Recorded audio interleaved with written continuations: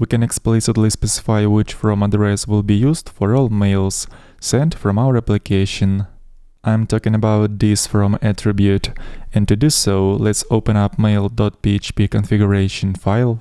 Right here there are a couple of environment variables used for such purpose: mail from address, which is used to specify from address, as well as mail from name, which we can use to specify the name while sending mail.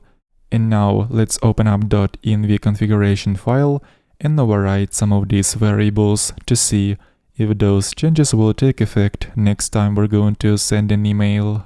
Mail from name variable uses value of another environment variable called appName, so let's temporarily modify this value.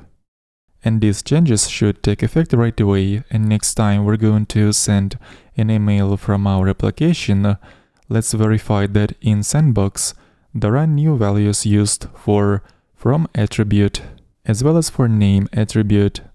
And sure enough, there is new from address used in here that we have specified in our configuration file, as well as new name watch too.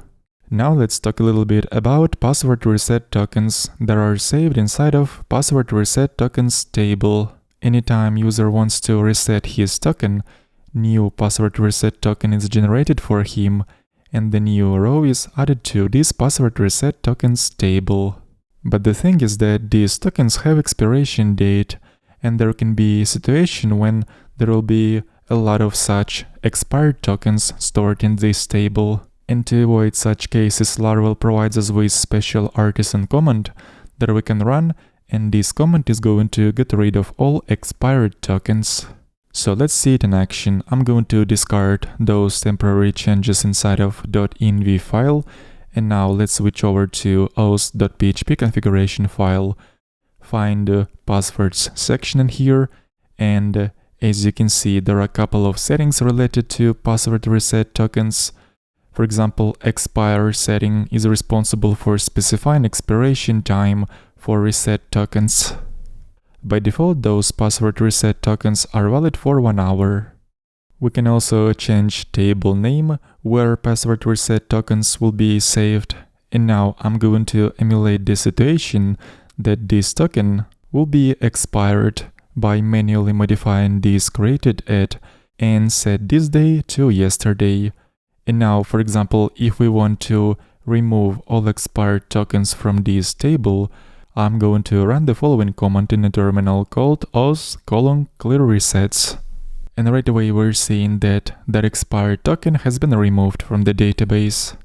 And that is the way how we can remove expired password reset tokens from this table.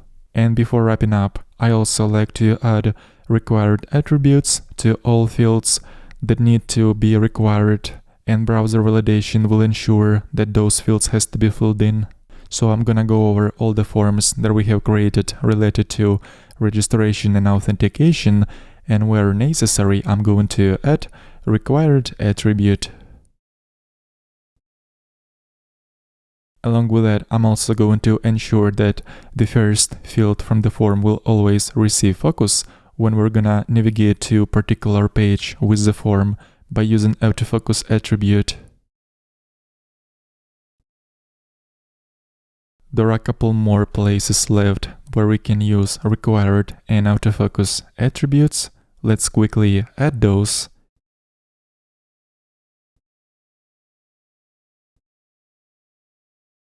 And at this point, we have successfully implemented registration and authentication functionality, as well as password reset and email verification functionality. Link to the source code of this project will be in the video description.